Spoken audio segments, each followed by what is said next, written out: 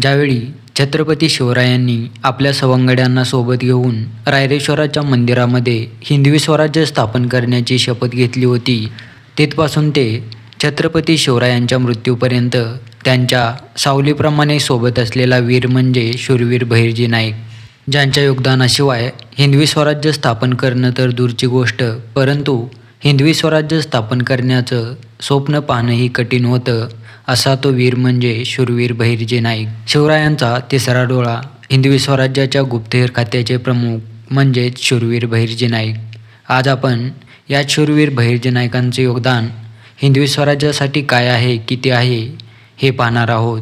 बहिर्जी नाईक यांचा जन्म रामोशी या समाजामध्ये झालेला आहे.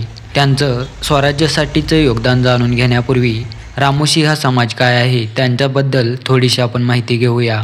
पूर्वीपासून दऱ्याखोऱ्यामध्ये वस्ती करून राहणारे हे लोक शरीराने धिप्पाड, चंचल, चपळ आणि तेवढेच अभिमान आणि स्वाभिमान बाळगणारे असतात. रामोशी समाजातील लोकांचा प्रामाणिकपणा, धाडसी स्वभाव आणि दिलेल्या शब्दावर कायम राहण्याची जी प्रवृत्ती आहे, कदाचित त्यामुळेच रामोशी समाज हा प्राचीन काळापासून गावाचे रक्षणदारी करण्याचं काम करत होता. आजही जर तुम्ही ग्रामीण भागातील गावामध्ये गेला असाल तर तिथे तुम्ही पाहाल, गावामध्ये प्रवेश करतानाच पहिल्यांदा तुम्हाला रामोशी समाजातील लोकांची घरे दिसतील. याच्या मागे कारण असं होतं, पूर्वी शत्रू लोक गावावरती हल्ला करायचे.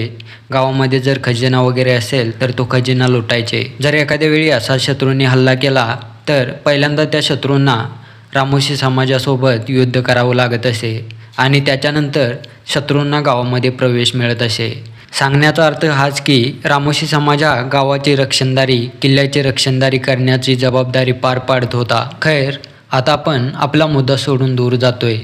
शूरवीर बहिर्जी नाईकांचं स्वराज्यासाठीचं योगदान जाणून घेण्यापूर्वी छत्रपती शिवराय आणि बहिर्जी नाईक यांची भेट कशी झाली हे आपल्याला माहीत करून घेणं महत्त्वाचं आहे. नक्की छत्रपती शिवराय आणि बहिर्जी नाईक यांची भेट कशी झाली याबद्दल वेगवेगळ्या कहाण्या आहेत. नक्की त्यामधली कोणती कहाणी खरी आहे हे आपल्याला माहीत नाही, परंतु हे मात्र मान्यच करावं लागेल की छत्रपती शिवराय आणि शूरवीर बहिर्जी नाईक हे अगदी लहानपणापासून एकमेकांच्या सोबत होते. आपल्याला जशी जगण्यासाठी ऑक्सिजनची गरज असते, तसेच एखाद्या गुप्तहेराला उत्कृष्ट कामगिरी पार पाडण्यासाठी गुप्तता राखण्याची आवश्यकता असते आणि कदाचित त्यामुळे शूरवीर बहिर्जी नाईकांच्या योगदानाबद्दल इतिहासामध्ये आपल्याला जास्त नोंदी आढळत नाहीत. आणि सोबतच इतिहास लिहिणाऱ्या लेखकांनी सुद्धा शूरवीर बहिर्जी नाईकांचा इतिहास लपवण्याचा भरपूर प्रयत्न केलेला आहे. कारण रामोशी समाजातील पुढच्या पिढींना हे समजू नये की हम उस खानदान से ताल्लुक़ रखते हैं जिनके पुरखों ने स्वराज्य स्थापन करने में और इस देश की रक्षा करने के लिए, इस मिट्टी की हिफाजत करने के लिए अहम भूमिका निभाई है. परंतु बोलतात ना, जेव्हा नैतिक वेळेचं चक्र फिरतं तेव्हा इतिहासातील त्या वीरांचंही नाव घेतलं जातं ज्यांच्या कर्तृत्वाची साक्ष आज पण करोडो लोकांच्या मनातील स्वाभिमानाची ती आग ज्वलंत करते. रायरेश्वराच्या मंदिरामध्ये हिंदवी स्वराज्य स्थापन करण्याची शपथ घेतल्यानंतर सर्वात महत्त्वाची जी जबाबदारी होती ती होती शत्रूच्या गोटामध्ये गुप्तहेरांची पेरणी करणे. आणि ती जबाबदारी शूरवीर बहिर्जी नाईकांनी अगदी उत्कृष्टपणे पार पाडलेली आपल्याला दिसते. शत्रू सैन्याला सावध करण्यापूर्वी गुप्तहेरांची पेरणी शत्रू सैन्यामध्ये करणं सोपं आहे हे छत्रपती शिवराय आणि बहिर्जी नाईकांना माहीत होतं. त्यामुळेच हिंदवी स्वराज्य स्थापन करण्याची शपथ घेतल्यानंतर त्यांनी लगेच हल्ले किंवा लढाई करायला सुरुवात केली नाही. पहिल्यांदा त्यांनी गुप्तहेरांची पेरणी शत्रूच्या सैन्यामध्ये केली, जेणेकरून पुढील शत्रूंच्या हालचाली त्यांना लवकर समजतील आणि पुढच्या त्यांच्या कार्याला कोणताही अडथळा येणार नाही. अगदी कमी वयातच शत्रूच्या सैन्यामध्ये गुप्तहेरांची पेरणी करणं हे काम शूरवीर बहिर्जी नाईकांनी अगदी जबाबदारीने पार पाडलं होतं. याच्यावरून त्यांचं कार्य किती महान होतं याचा आपण अंदाज लावू शकतो. आता प्रथमतः आपण छत्रपती शिवराय अफजलखानाची भेट आणि त्याच्यामध्ये शूरवीर बहिर्जी नाईकांचं योगदान काय आहे ते पाहूया. विजापूरच्या आदिलशहाने छत्रपती शिवरायांचा बंदोबस्त करण्यासाठी अफजलखान या बलाढ्य अशा सेनापतीला स्वराज्याकडे पाठवून दिलं होतं. बलाढ्य असं सैन्यबळ घेऊन अफजलखान स्वराज्याकडे कूच करतोय ही माहिती पहिल्यांदाच गुप्तहेराकडून छत्रपती शिवरायांपर्यंत पोहोचली होती. अफजलखान जसजसा त्याचं सैन्य घेऊन स्वराज्याकडे कूच करत होता छत्रपती शिवरायांना पकडण्यासाठी येत होता, तसतसं स्वराज्यामध्ये भीतीदायक वातावरण निर्माण व्हायला सुरुवात झाली होती. अफजल खान म्हणजे फक्त एक सेनापती नसून स्वराज्यासाठीचं खूप मोठं एक संकट होतं. हे संकट कसं दूर करायचं, या संकटाला नक्की कसं तोंड द्यायचं, याचे प्रश्न छत्रपती शिवरायांच्या मनामध्ये पडायला सुरुवात झाली होती. कारण शूरवीर बहिर्जी नाईक पंढरपूरपासूनच अफजल खानाच्या सैन्यामध्ये सामील होते. त्यामुळे अफजल खान हा छत्रपती शिवरायांना भेटण्यासाठी नाही तर छत्रपती शिवरायांचा घात करण्यासाठी येत आहे, याची खबर शूरवीर बहिर्जी नाईकांना लागली होती. ही खबर जशी शूरवीर बहिर्जी नाईकांनी छत्रपती शिवरायांपर्यंत पोहोचवली तशी अफजल खानाचा बंदोबस्त कसं करायचा याच्यावरती प्लॅनिंग व्हायला सुरुवात झाली. शूरवीर बहिर्जी नाईकांनी छत्रपती शिवरायांना याची माहिती दिली होती की अफजल खानाबरोबर आपण युद्ध करून त्याला हरवू शकत नाही, कारण त्याच्याकडे खूप मोठं बलाढ्य असं सैन्य आहे. त्याच्यानंतर एक असं प्लॅन तयार झाला की अफजल खानापर्यंत असा गैरसमज पोहोचवण्यात आला की छत्रपती शिवराय तुम्हाला घाबरले आहेत आणि ते तुमच्या एवढ्या मोठ्या बलाढ्य सैन्यासोबत युद्ध करणार नाहीत आणि ते तुम्हाला शरण येणार आहेत, तुमच्यासोबत मैत्रीचा हात पुढे करणार आहेत. इकडे अफजल खानापर्यंत ही माहिती पोचल्यानंतर अफजल खान पण खुश झाला आणि त्याच्यानंतर काही ठराविक मावळ्यासोबत छत्रपती शिवराय आणि अफजल खान एकमेकांना भेटतील प्रतापगडाच्या पायथ्याशी हे ठरवण्यात आलं. अफजल खानाच्या मनातील संपूर्ण प्लॅनिंग गुप्तहेरामार्फत छत्रपती शिवरायांपर्यंत पूर्वीच पोचल्यामुळे छत्रपती शिवराय पूर्वतयारीनिशी अफजल खानाला भेटण्यासाठी जातात. सोबतच शूरवीर बहिर्जी नाईकांनी छत्रपती शिवरायांना या गोष्टी पण सांगितल्या होत्या की अफजल खानाचे जे अंगरक्षक आहेत सय्यद बंडा आणि कृष्णाजी भास्कर कुलकर्णी यांच्यापासून पण तुम्हाला खतरा आहे, ते पण तुमच्यावरती हल्ला करू शकतात. त्यामुळे छत्रपती शिवरायांनी त्यांच्यासोबत जे अंगरक्षक नेले होते ते खूप चतुर, चालाक आणि तलवारबाजीत निष्णांत असे होते. ते होते जेवा महाला आणि शूरवीर संभाजी करवर. आपल्याला शूरवीर जेवा महाला हे नाव तर परिचित आहे, परंतु आपल्याला शूरवीर संभाजी करवर यांचं नाव कुठे जास्त ऐकायला भेटत नाही आणि त्यांचा इतिहास आपल्याला जास्त कुठे वाचायला भेटत नाही. परंतु शूरवीर संभाजी करवर यांनीही स्वराज्य स्थापनेसाठी अत्यंत महत्त्वाची भूमिका बजावली आहे. यांच्या व्यतिरिक्त पण जे अंगरक्षक छत्रपती शिवराय घेऊन गेले होते ते खूप तरबेज आणि चपळ असे होते. कोणत्याही परिस्थितीमध्ये ते अंगरक्षक छत्रपती शिवरायांवरती हल्ला होऊ देणार नव्हते.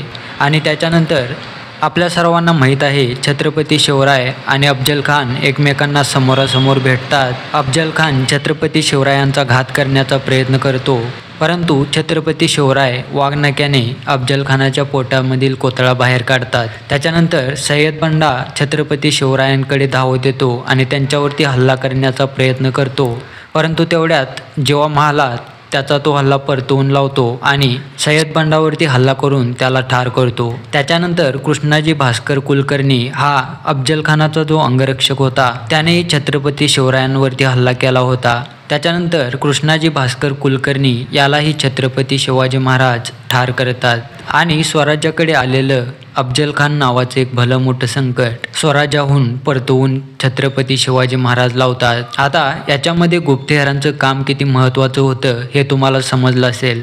जर छत्रपती शिवरायांपर्यंत अफजल खान त्यांच्यासोबत घात करणार आहे ही माहिती पोचली नसती तर छत्रपती शिवराय अफजल खानाला भेटण्यासाठी पूर्वतयारी न करता गेले असते आणि त्याच्यानंतर छत्रपती शिवरायांसोबत घात झाला असता.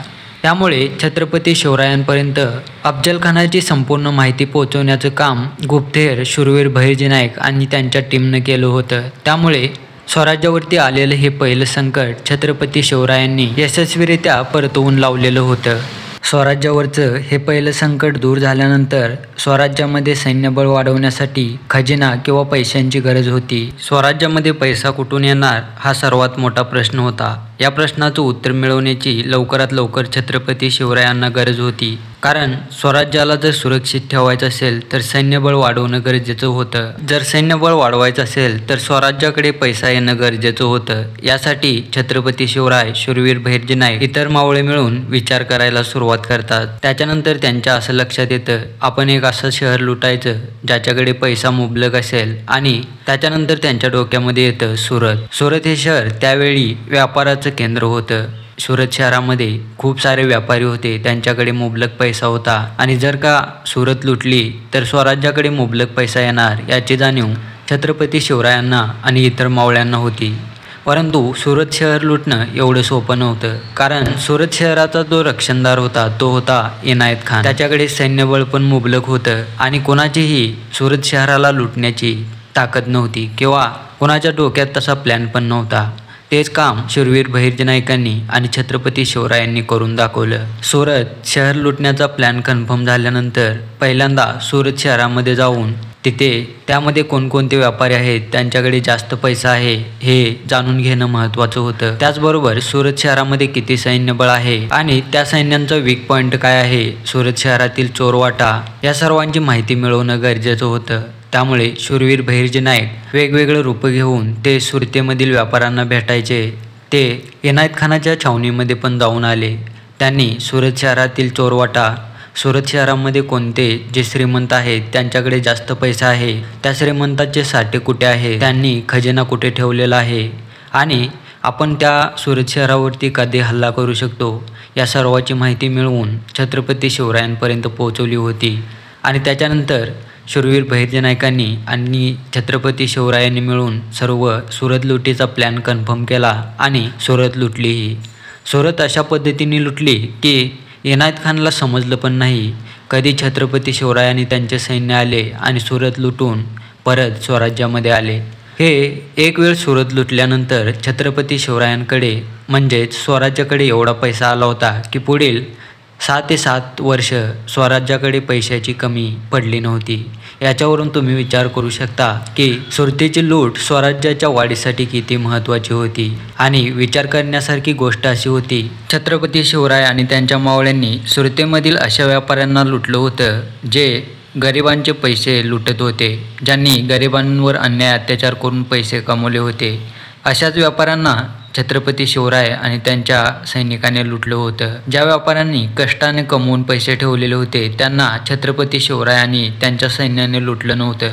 म्हणजे कोणते व्यापारी जनतेला लुटून पैसे कमवतात किंवा पैसे साठवतात, या सर्वाची माहिती शूरवीर बहिर्जी नाईकांनी पहिलीच काढली होती. आणि विचार करण्यासारखी गोष्ट अशी की त्यांचे गुप्त खजिने कुठे आहेत याची माहितीही शूरवीर बहिर्जी नाईकांनी मिळवली होती. म्हणजे त्यांचं सुरतमधलं त्यांच्या गुप्तहेरांचं नेटवर्क किती स्ट्रॉंग होतं याचा अंदाज आपण इथे घेऊ शकतो. ही सुरत लुटल्यानंतर याचा परिणाम असा झाला की औरंगजेब बादशाला समजलं की हे छत्रपती शिवराय आणि त्यांचे सैन्य काहीही करू शकतात. ज्या सुरत शहराकडे पाहण्याची कोणाची हिंमत नाही तेच शहर या शूरवीर बहिर्जी नाईक आणि छत्रपती शिवरायांच्या मावळ्यांनी लुटलं. म्हणजे छत्रपती शिवरायांचा दबदबा तिथे आणि जास्त वाढायला सुरुवात झाली होती आणि स्वराज्य स्थापनेच्या या कार्याला तिथून गती मिळायला सुरुवात झाली होती. आणि आता आपण पाहणार आहोत छत्रपती शिवाजी महाराजांनी लाल किल्ल्यामध्ये शिरून शाहिस्तेखानाची जी बोटे तोडली त्यामध्ये शूरवीर बहिर्जी नाईकांचं काय आणि किती मोठे योगदान आहे. मित्रांनो, स्वराज्यावरती जेवढी पण संकटे आली होती ती स्वराज्यासाठीची खूप मोठी संकटे होती. परंतु शाहिस्तेखानाने जेवढं स्वराज्यामध्ये येऊन नुकसान केलं होतं तेवढं नुकसान शायद ही किसी दूसरे और मुघल शासक ने स्वराज्य के साथ किया था. 1-2 नाही तर तब्बल 3 वर्षे शाहिस्तेखानाने स्वराज्यामध्ये येऊन अक्षरशः धुमाकूळ घातला होता. स्वराज्यामधील जनतेची घरे, त्यांची शेती या सर्वांची नासधूस केली होती. ज्या लाल किल्ल्यामध्ये छत्रपती शिवरायांचं बालपण गेलं होतं त्याच लाल किल्ल्यावरती शाहिस्तेखानाने आक्रमण करून त्या किल्ल्यावरती कब्जा केला होता. म्हणजे जवळजवळ 2 वर्ष शाहिस्तेखान छत्रपती शिवरायांचं बालपण ज्या किल्ल्यामध्ये गेलं होतं त्या किल्ल्यामध्ये राहत होता. अशा या शाहिस्तेखानाला नक्की काय धडा शिकवायचा आणि त्याचा बंदोबस्त कसा करायचा याचे प्लॅनिंग शूरवीर बहिर्जी नाईक, छत्रपती शिवराय आणि इतर मावळे मिळून करायला लागतात. प्लॅनिंगनुसार असं ठरतं की शाहिस्तेखानाच्या सैनिकावरती हल्ला करण्यापेक्षा आपण डायरेक्ट शाहिस्तेखानावरतीच हल्ला करायचा, जेणेकरून त्याचं सैन्य पण घाबरेल आणि तोही घाबरेल. परंतु लाल किल्ल्यामध्ये जाऊन त्याच्यावरती हल्ला करणं वाटतं तेवढं सोपं नव्हतं. लाल किल्ल्याच्या बाजूने 3 लेअरमध्ये शाहिस्तेखानासाठी सुरक्षा होती. या 3 लेअर तोडून आतमध्ये जाऊन शाहिस्तेखानावरती हल्ला तर करू शकतो, परंतु त्याच्यावरती हल्ला करून आपण किल्ल्यामधून बाहेर येऊ शकत नाही. ही गोष्ट छत्रपती शिवराय शूरवीर बहिर्जी नाईकांना माहीत होती. कारण छत्रपती शिवराय जर किल्ल्यामध्ये घुसणार तर काही ठराविक मावळ्यासोबत घुसणार होते. शूरवीर बहिर्जी नाईकांचे गुप्तहेर आधीपासूनच पुण्यामध्ये दाखल झाले होते. दाखल होऊन त्यांनी पुण्यामध्ये हेरगिरी करायला सुरुवात केली होती. त्याच्यानंतर शूरवीर बहिर्जी नाईक हे पुण्यामध्ये दाखल होतात आणि पूर्ण प्लॅन कन्फर्म होतो. त्याच्यानंतर या गोष्टीची खात्री केली जाते की छत्रपती शिवरायांच्या केसालाही धक्का लागणार नाही. ते लाल महालामध्ये शिरतील आणि शाहिस्तेखानावरती हल्ला करतील आणि होतंही तसंच. छत्रपती शिवराय त्यांच्या काही ठराविक मावळ्यासह लाल महालामध्ये प्रवेश करतात, शाहिस्तेखानावरती हल्ला करतात. त्यामध्ये शाहिस्तेखानाची बोटे तुटतात. ही सर्व घटना घडल्यानंतर लाल महालातील आणि लाल महालच्या बाहेरील जे मुघल सैनिक होतं त्यांनाही ही माहिती समजते. परंतु त्यांना समजायच्या आतमध्ये छत्रपती शिवराय कधी पुण्याच्या बाहेर पडतात हे कुणाला समजतही नाही. म्हणजे कोणत्या चोरवाटेने छत्रपती शिवरायांना सुखरूपपणे पुण्याच्या बाहेर काढायचं याची संपूर्ण प्लॅनिंग गुप्तहेरांनी केली होती. त्यामुळे पुण्यातील जे मोगल सैनिक होतं त्यांना चुकीची माहिती देण्यात आली आणि छत्रपती शिवरायांना दुसऱ्याच मार्गाने पुण्याच्या बाहेर काढण्यात आलं. इथे छत्रपती शिवरायांच्या धाडसाला सलाम आणि त्याचप्रमाणे गुप्तहेर शूरवीर बहिर्जी नाईकांच्या प्लॅनिंगलाही सलाम. छत्रपती शिवराय आणि शूरवीर बहिर्जी नाईक आणि त्यांचे जे मावळे होते ते किती चाणाक्ष होते याचा अंदाज आपण इथे लावू शकतो. शत्रूच्या किल्ल्यामध्ये जाऊन म्हणजे शत्रूच्या घरामध्ये घुसून त्याच्यावरती हल्ला करणं, तेही त्या किल्ल्याच्या बाहेर 3 लेअरमध्ये सिक्युरिटी असताना, म्हणजे त्यावेळी किती महत्त्वाचं आणि किती धाडसाचं काम होतं हे तुम्ही समजू शकता. आता आपण छत्रपती शिवरायांना औरंगजेबाने आग्र्यामध्ये कैद केलं असताना त्यांना आग्र्यामधून सोडवण्यामध्ये शूरवीर बहिर्जी नाईकांचे योगदान काय आहे ते पाहणार आहोत. मिर्झा राजा जयसिंगने जेव्हा स्वराज्यावरती आक्रमण केलं तेव्हा छत्रपती शिवरायांना मिर्झा राजा जयसिंग सोबत एक तह करावा लागला. त्या तहानुसार स्वराज्यातील 23 किल्ले औरंगजेबाला देण्यात येतील आणि छत्रपती शिवराय औरंगजेबला भेटण्यासाठी आग्र्यामध्ये जातील असं ठरवण्यात आलं. छत्रपती शिवरायांनी हा तह मान्य केल्यानंतर औरंगजेबाला स्वराज्यातील 23 किल्ले देण्यात आले आणि त्याच्यानंतर छत्रपती शिवराय औरंगजेबला भेटण्यासाठी आग्र्यामध्ये जातात आणि तिथे छत्रपती शिवरायांना कैद केलं जातं हे तर आपल्याला माहीत आहे. परंतु छत्रपती शिवराय आग्र्यामध्ये जाण्यापूर्वीच छत्रपती शिवरायांना औरंगजेबावरती बिलकुल पण विश्वास नव्हता. त्याचबरोबर छत्रपती शिवरायांचे इतर मावळे किंवा शूरवीर बहिर्जी नाईक यांनाही औरंगजेबावरती बिलकुल पण विश्वास नव्हता. त्यांना माहीत होतं जर छत्रपती शिवराय आग्र्यामध्ये औरंगजेबला भेटण्यासाठी गेले तर औरंगजेब त्यांच्यासोबत दगाफटका करू शकतो. त्यामुळे शूरवीर बहिर्जी नाईकांचे गुप्तहेर छत्रपती शिवराय आग्र्यामध्ये पोहोचण्यापूर्वीच तिथे पोहोचलेले होते. त्यांनी तिथे जाऊन चौकशी करायला सुरुवात केली होती. आग्र्यामध्ये जाऊन तिथे त्यांनी वेगवेगळे वेश बदलून राहायला सुरुवात केली होती. कारण शूरवीर बहिर्जी नाईकांना माहीत होतं आग्रा हे स्वराज्यापासून खूप दूर आहे आणि तिथे जर छत्रपती शिवरायांवरती एखादा हल्ला वगैरे झाला तर त्यांच्यावरचा झालेला हल्ला परतवून लावण्यासाठी सैन्यापेक्षा गुप्तहेरांची जास्त गरज आहे. त्यामुळे शूरवीर बहिर्जी नाईकांनी त्यांचे हेर पहिलेच आग्र्यामध्ये पेरले होते. त्याच्यानंतर छत्रपती शिवराय औरंगजेबला भेटण्यासाठी त्याच्या दरबारामध्ये जातात आणि तिथे छत्रपती शिवरायांना कैद केलं जातं. आता छत्रपती शिवराय जेलमध्ये गेल्यानंतर त्यांना कोणत्याही परिस्थितीमध्ये कैदेमधून बाहेर काढणं खूप महत्त्वाचं होतं. आणि इथे एक गोष्ट लक्षात घेण्यासारखी आहे, स्वतः छत्रपती शिवराय जेलमध्ये बंद असल्यामुळे त्यांना जास्त प्लॅनिंग करता येत नव्हतं. त्यामुळे छत्रपती शिवरायांना बाहेर काढण्याची जिम्मेदारी स्वराज्यातील इतर मावळ्यांनी सोबतच शूरवीर बहिर्जी नाईक आणि त्यांच्या गुप्तहेरांनी घेतली होती. सांकेतिक चिन्हांचा, सांकेतिक भाषांचा वापर करून छत्रपती शिवरायांपर्यंत प्लॅनिंग पोहोचवलं गेलं होतं. त्याचबरोबर छत्रपती शिवरायांनीही बाहेरील गुप्तहेरांना त्यांचे काही प्लॅन सांगितले होते आणि ते सर्व प्लॅनिंग कन्फर्म झाल्यानंतर छत्रपती शिवराय मिठाईच्या पेटाऱ्यामधून बाहेर पडतात. आता छत्रपती शिवराय मिठाईच्या पेटाऱ्यामध्ये बसून त्या जेलमधून बाहेर पडल्यानंतर त्यांना त्या पेटाऱ्यामधून कुठे उतरवायचं, त्याच्यानंतर त्यांना कोणत्या दिशेने पाठवायचं, कोणता मार्ग चांगला आहे, कोणता मार्ग सेफ आहे, या सर्वाची प्लॅनिंग आधीच गुप्तहेरांनी केली होती.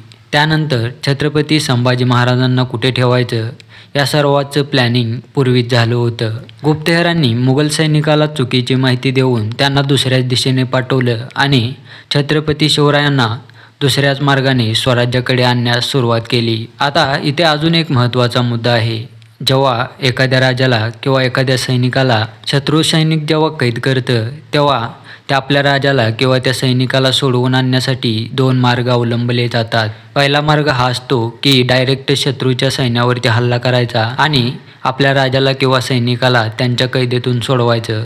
आणि दुसरा जो मार्ग असतो तो असतो गुप्त पद्धतीने आपल्या सैनिकाला किंवा राजाला शत्रूच्या सैन्यामधून बाहेर काढायचं. आता इथे पहिला मार्ग तर अवलंबला नव्हता, म्हणजे कोणत्याही स्वराज्यातील सैनिकाने आग्र्यामध्ये जाऊन हल्ला केला नव्हता आणि छत्रपती शिवरायांना सोडवलं नव्हतं. म्हणजे इथे दुसऱ्या मार्गाचा अवलंब केलेला होता, म्हणजे गुप्त पद्धतीने छत्रपती शिवरायांना त्यांच्या कैदेतून बाहेर काढलं होतं. आणि हे कार्य गुप्तहेरांच्या विना करणं अशक्य अशी गोष्ट आहे. त्यामुळे याचं श्रेय शूरवीर बहिर्जी नाईकांच्या गुप्तहेरांना आणि छत्रपती शिवरायांच्या धाडसाला देणं अत्यंत महत्त्वाचं आहे. काही असू दे, पण छत्रपती शिवराय सुखरूपपणे स्वराज्यामध्ये दाखल झाले ही सर्वात मोठी आणि महत्त्वाची गोष्ट. इथे अजून एक गोष्ट कव्हर करावी असं मला वाटतं. छत्रपती शिवरायांना स्वराज्याहून इतक्या दूर अंतरावर म्हणजे आग्र्यामध्ये कैद केलं गेलं होतं. तिथून छत्रपती शिवरायांची सुटका गुप्तहेरांनी आणि इतर मावळ्यांनी मिळून तसेच छत्रपती शिवरायांच्या प्लॅनिंगमुळे सक्सेसफुल झाली होती. ज्यावेळी छत्रपती संभाजी महाराजांना कैद केलं गेलं त्याच्या काही दिवसापूर्वीच शूरवीर बहिर्जी नाईकांचा मृत्यू झालेला होता. संभाजी महाराजांना ज्यावेळी कैद केलं गेलं त्यावेळी जर शूरवीर बहिर्जी नाईक जिवंत असते तर छत्रपती संभाजी महाराजांना सोडवून आणण्यात शूरवीर बहिर्जी नाईक यशस्वी झाले असते की नाही खाली कमेंट करून सांगा. या व्हिडिओमध्ये आपण शूरवीर बहिर्जी नाईकांनी स्वराज्यासाठी काय कार्य केलं, त्यांचं कोणत्या मोहिमेमध्ये काय योगदान होतं याची थोडक्यात माहिती घेतली. आतापर्यंत या व्हिडिओमध्ये आपण शूरवीर बहिर्जी नाईकांचं काही ठराविक मोहिमेमधील योगदान जाणून घेतलं, परंतु आणखी याच्यापेक्षाही जास्त मोहिमा आहेत ज्यामध्ये शूरवीर बहिर्जी नाईकांचं कार्य, त्यांचं योगदान अत्यंत महत्त्वाचं ठरलेलं आहे. जर छत्रपती शिवराय आणि शूरवीर बहिर्जी नाईकांचे संबंध पाहिले तर त्यांचे संबंध अगदी भावाप्रमाणे होते. शूरवीर बहिर्जी नाईक जेव्हा त्यांच्या मनामध्ये येईल तेव्हा ते छत्रपती शिवरायांना भेटण्यासाठी जाऊ शकत होते. शूरवीर बहिर्जी नाईकांना छत्रपतींना भेटण्यासाठी कोणाचीही परवानगी घेण्याची गरज नव्हती. राजमाता जिजाबाई ज्याप्रमाणे छत्रपती शिवरायांना वागणूक देत होती त्याचप्रमाणे प्रेमाची वागणूक शूरवीर बहिर्जी नाईकांना देत होती. छत्रपती शिवराय आणि राजमाता जिजाईंचा शूरवीर बहिर्जी नाईकांवरती एवढा विश्वास होता की छत्रपती शिवरायांची कोणती पण मोहीम असेल तर त्याची सर्वात आधी माहिती शूरवीर बहिर्जी नाईकांना देण्यात येत होती. छत्रपती शिवरायांनी कोणत्याही प्रकारचा जातीभेद न करता 18 पगड जातीतील लोकांना एकत्र घेऊन स्वराज्य स्थापन केलं होतं आणि त्यामुळेच हे स्वराज्य साकारण्याचं त्यांचं स्वप्न पूर्णही झालेलं होतं. आजकाल आपण पाहतो छत्रपती शिवरायांना एखाद्या विशिष्ट धर्मापुरतं मर्यादित ठेवण्याचं कारस्थान सुरू आहे, परंतु छत्रपती शिवरायांचा संघर्ष हा कोणत्या धर्माविरोधात नव्हता. त्यांचा संघर्ष हा विशिष्ट मानसिकतेच्या विरोधात होता. छत्रपतींच्या हिंदवी स्वराज्यामध्ये जेवढे हिंदू होते तेवढेच मुस्लिमही होते. छत्रपती शिवरायांच्या सैनिकामध्येही मुस्लिम सैनिक होते. गुप्तहेर शूरवीर बहिर्जी नाईकांच्या गुप्तहेरामध्येही मुस्लिम गुप्तहेर होते. याचाच असा अर्थ होतो की छत्रपती शिवराय, गुप्तहेर, शूरवीर बहिर्जी नाईक आणि इतर मावळ्यांचा संघर्ष हा मुस्लिमाविरोधात नव्हता तर एखाद्या विशिष्ट मानसिकतेच्या लोकाविरोधात होता. ज्यावेळी गुप्तहेर शूरवीर बहिर्जी नाईकांनी गुप्तहेरांचं नेतृत्व केलं होतं त्या काळामध्ये आणि आजकालच्या काळामध्ये रामोशी समाज कुठेतरी भरकटलेला दिसतोय. रामोशी समाजातील नेते मंडळी आजकाल मनुवाद्यांचे पाय त्यांचे तळवे चाटताना दिसत आहेत. चंद, नाना, मामा, काका आजकाल मनुवाद्यांचे गुलाम झालेले दिसत आहेत. रामोशी समाजातील तरुण पिढी व्यसनाच्या आहारी जाताना दिसते, शाळा सोडताना दिसते. माझं रामोशी समाजातील आणि इतर बहुजन समाजातील मुलांना एवढंच आव्हान आहे, त्यांच्याकडून एवढीच अपेक्षा आहे की तुम्ही तुमचं स्वतःचं अस्तित्व निर्माण करा. कोणत्याही मंत्र्याच्या, पुढाऱ्यांच्या नादी लागून स्वतःचं जीवन खराब करू नका.